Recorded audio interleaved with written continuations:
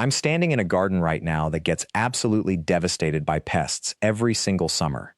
Beetles, aphids, caterpillars, spider mites, thrips, the whole nightmare. But here's the thing that nobody talks about when they show you the organic pest control videos online. The reason my garden stays healthy isn't because I'm spraying it with something, it's because I'm not spraying it with anything. And that sounds backwards, I know. But stick with me, because the approach I'm about to show you will save you hundreds of dollars and turn your pest problem into something that practically solves itself. My name is Jacob, and I've lived in the plain community my entire life. I've watched farmers manage land without chemicals, without consultants, without pest control companies for generations. And what I've learned is that the biggest mistake most homesteaders make is treating garden pests like they're an invading army that needs to be defeated. They're not. Pests are just a symptom. They're nature's way of telling you that something in your system is out of balance. Fix the balance, and the pests disappear on their own. Here's what I mean. The average homesteader's first instinct is to buy something. A spray, a powder, a trap, whatever. They see holes in a leaf, and they panic. They order something from a garden catalog or run to the hardware store. They spend $40, $50, maybe $80 on a solution. Then a week later, the pests come back, so they buy more. By the end of the season, they've spent $200 or more trying to kill insects that would have handled themselves if the garden was structured differently in the first place. I'm not exaggerating. I've watched people do this year after year. The Amish approach is completely different. We don't spray. We don't chase symptoms. We build the garden system in a way that prevents the problem from ever getting bad enough to need a solution at all. And here's the part that will actually shock you. The garden that has some pests is healthier than the garden that has zero pests. A garden with zero pests means you've destroyed the entire food web. You've killed the ladybugs along with the aphids. You've killed the parasitic wasps along with the caterpillars. You've killed the ground beetles that eat grub larvae while they're in the soil. You've essentially created a sterile zone where the only thing that survives is the pest you're trying to kill, because pests breed faster than their predators, so the next generation of pests comes back twice as thick. Meanwhile, the beneficial insects that were supposed to keep them in check are gone. This is why people get trapped on the chemical treadmill. One spray creates the condition for the next spray. It's a cycle that doesn't end until you stop it. The Amish solution starts with understanding that a healthy garden is a crowded garden. Not crowded with plants you want to eat, but crowded with life that eats the pests. This means companion planting. Not the mystical stuff you read about online where people claim that marigolds have magic powers. I'm talking about planting things strategically so that you're building habitat for predatory insects. For example, if you plant fennel or dill around the edge of your vegetable beds, the parasitic wasps will breed there. Parasitic wasps are tiny. You probably won't even see them. But a single wasp can parasitize dozens of caterpillar eggs before she dies. She's working for free. She doesn't require a truck to be sprayed. She just needs plants that flower so she can lay her eggs in peace. The cost of that dill seed? $2, maybe $3. It reseeds itself every year after that. Free forever. Same thing with alyssum. Same thing with yarrow. Plant these around your vegetable garden, and you're essentially hiring an invisible army of predatory insects. They eat aphids, thrips, mites, and pest beetle larvae. They work 24 hours a day during the growing season, and the cost to get them is literally pennies. A packet of alyssum seed costs less than a single store-bought spray bottle. When you understand this, you stop thinking about pest control and you start thinking about garden design. You're not defending your vegetables anymore. You're managing an ecosystem. And ecosystems are far more efficient than any chemical company will ever be. But companion planting is only the first piece. The second piece is something that's even simpler and even more powerful, and it costs you literally nothing. It's called diversity in crop spacing. The traditional way a lot of homesteaders plant a garden is in rows. Straight lines. Very organized, very neat, very vulnerable to pest outbreaks. You've got 50 tomato plants in a line, all touching each other, all the same variety, all the same age. If one spider mite shows up, it travels down that line like a wildfire. In a week, you've got an infestation. In the Amish gardens I've worked in, things are mixed. A tomato here, a basil plant, then a few beans, then some marigolds, then a pepper. It's almost chaotic looking if you're used to perfect rows. But what it actually does is break the pest's ability to find food easily. A beetle looking for its favorite vegetable has to work harder. It might find a few plants before running into a basil that repels it. or a flower that attracts a predator to eat it. The pest population stays lower because the garden design itself is hostile to pest spread, not hostile to you. The vegetables still grow. Actually, they grow better because the diversity means better pollination and better nutrient cycling. Now, here's where people usually expect me to tell them about sprays made from garlic or neem oil or some other organic solution. And look, those things exist and they work sometimes, but they're still interventions. They still require you to spray something. They still cost money. They still require you to monitor and time the application correctly. Most homesteaders skip them because they're too much work. So let me give you the third piece, which is the one that changes everything. It's called accepting a small loss. The English approach to gardening assumes that zero damage is acceptable. Every vegetable has to be perfect. Every leaf has to be unblemished. This mindset is what drives the chemical spiral. You see one aphid on a plant, and you panic because you think it means disaster. In reality, that one aphid and its descendants won't destroy your crop. Your plant can handle it. The predatory insects will handle it. You lose maybe 2 or 3% of your harvest to pests in a healthy garden, maybe 5% in a bad year.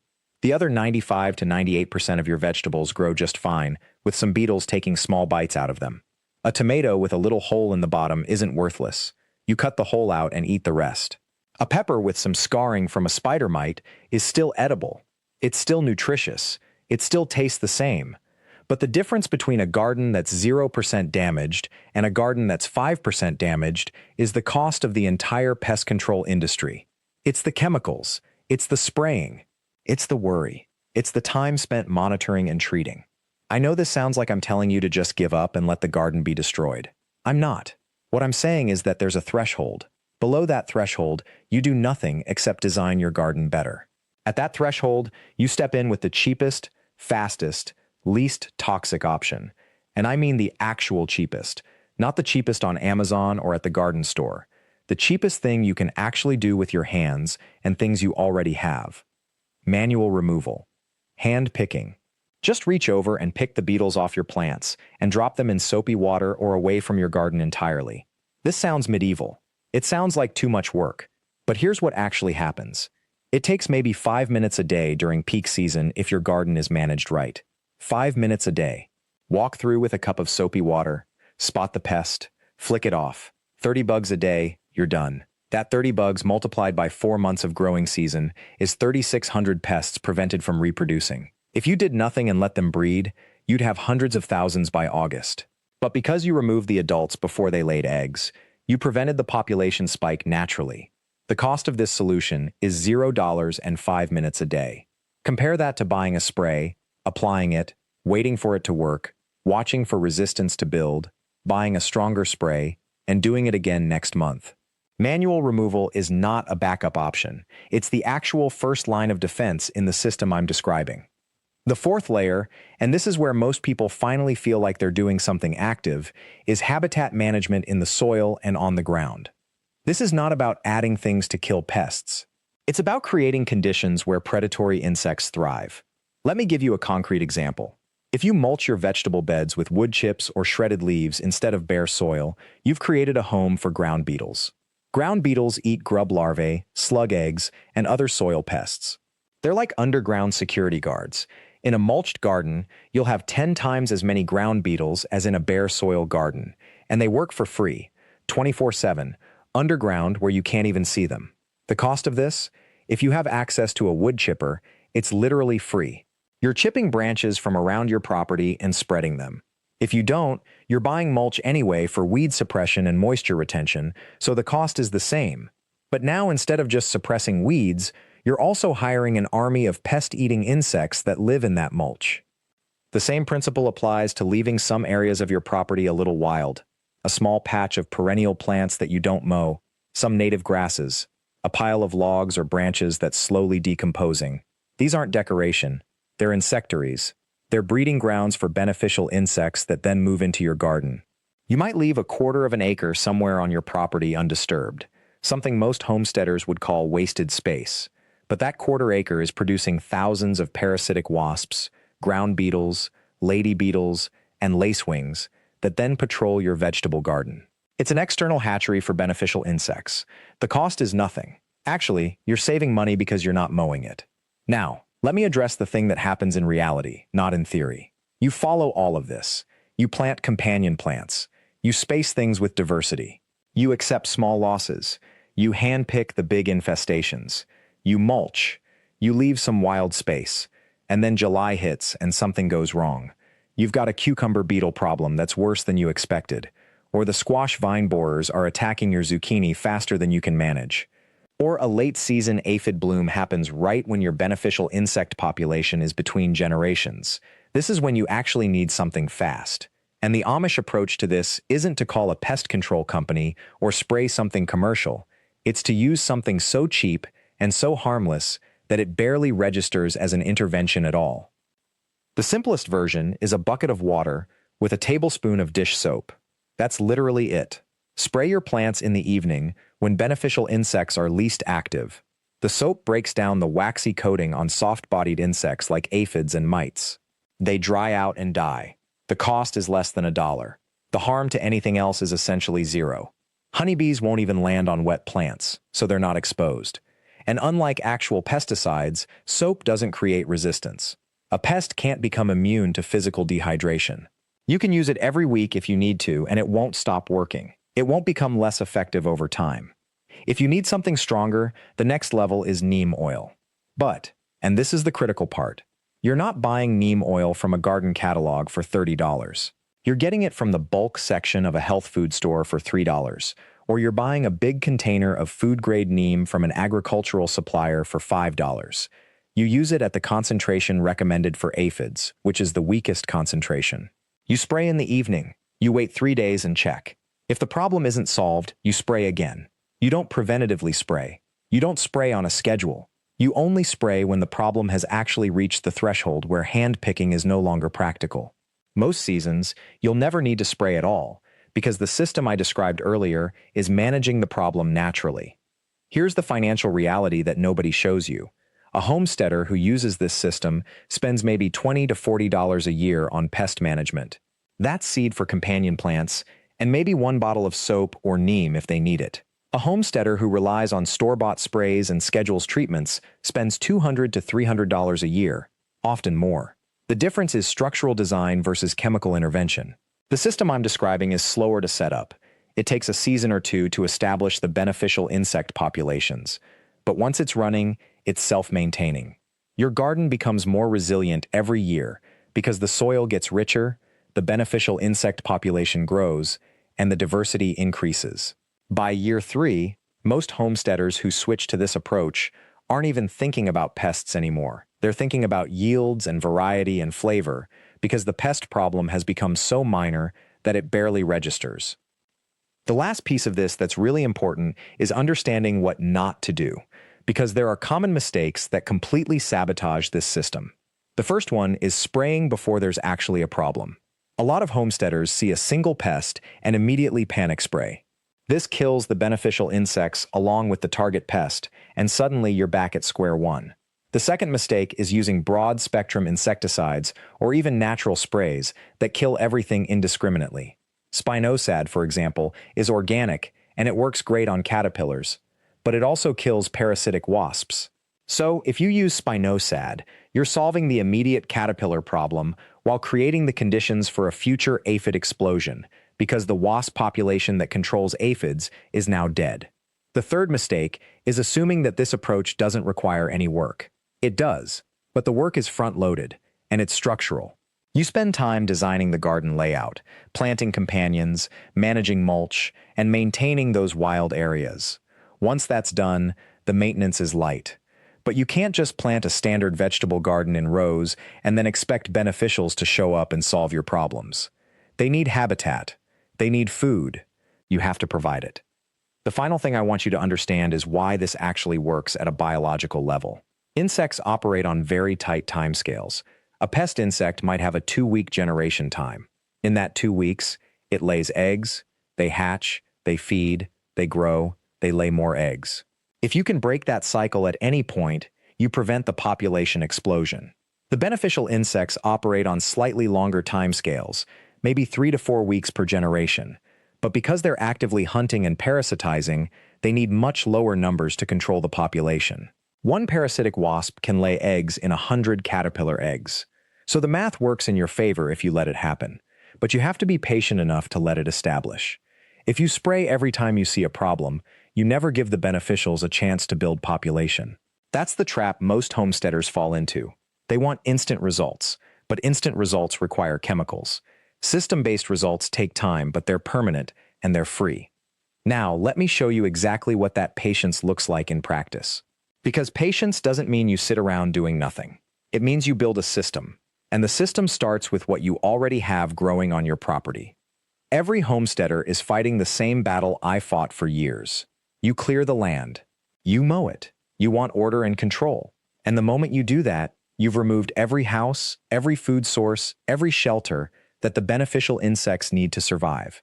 So they leave. And the moment they leave, the pest insects move in. It's not because nature hates you. It's because you've accidentally made your farm a pest resort.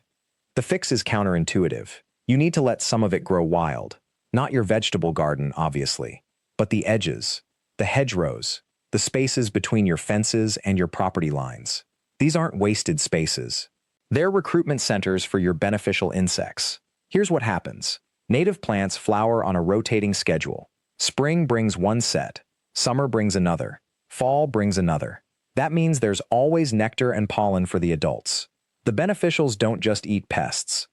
They eat pollen and nectar to fuel themselves. If you've got nothing flowering, they starve out.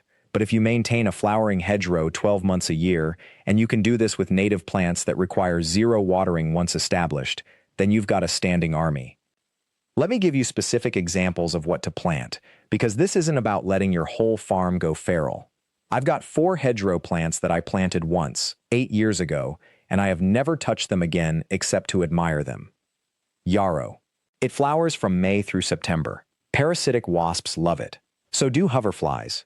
Plant it once in well-draining soil, don't overwater it, and it spreads itself.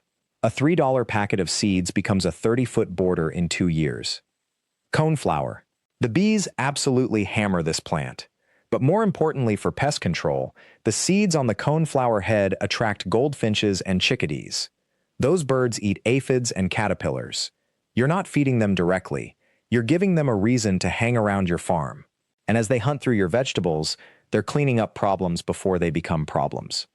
The third one is fennel. People think fennel is only a vegetable. But if you let it grow tall and flower, it produces delicate yellow clusters that parasitic wasps absolutely depend on. And because fennel is semi-evergreen in most climates, it gives you flowers in late fall and early spring when nothing else is blooming. The fourth is something most people would call a weed. Alyssum, wild alyssum, the kind that reseeds itself. You plant it once. It flowers for 8 months of the year. It costs about $2 a seed packet, and it creates a carpet of tiny white and pink flowers that serves as a landing pad for the smallest parasitic wasps, the ones that hunt aphids. Now, here's the thing that separates this approach from the conventional wisdom. Conventional wisdom says you need pesticides because the pests will explode out of control without them, and that's true if you've chemically sterilized your farm. But if you've built a system where the beneficials are already present, the pests never get to the explosion stage. I'm not saying you'll never see a pest again. In my 8th year of running this system, I still get aphid pressure in early spring.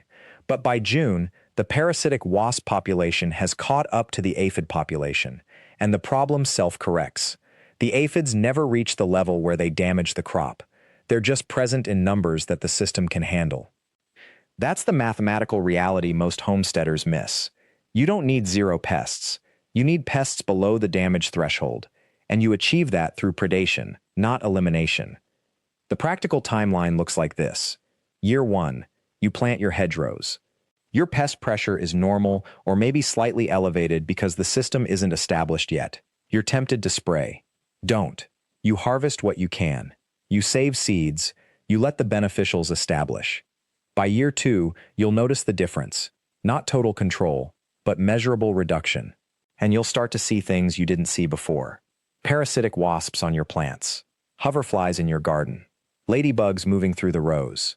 These aren't invaders. These are employees you hired by building the system. By year 3, your pest pressure drops to nuisance level. By year 4, You genuinely forget what it was like to have uncontrolled infestations. And because you've never sprayed, the beneficials are still present. They're just managing populations below the damage threshold naturally. The investment is simple. 4 seed packets, $20, and the space to let a hedgerow grow. Everything else the system provides for free. But here's the part that really matters. Once this system is running, you never have to think about it again. You're not calling anyone, you're not buying anything monthly. You're not spending your weekends mixing chemicals or watching spray schedules.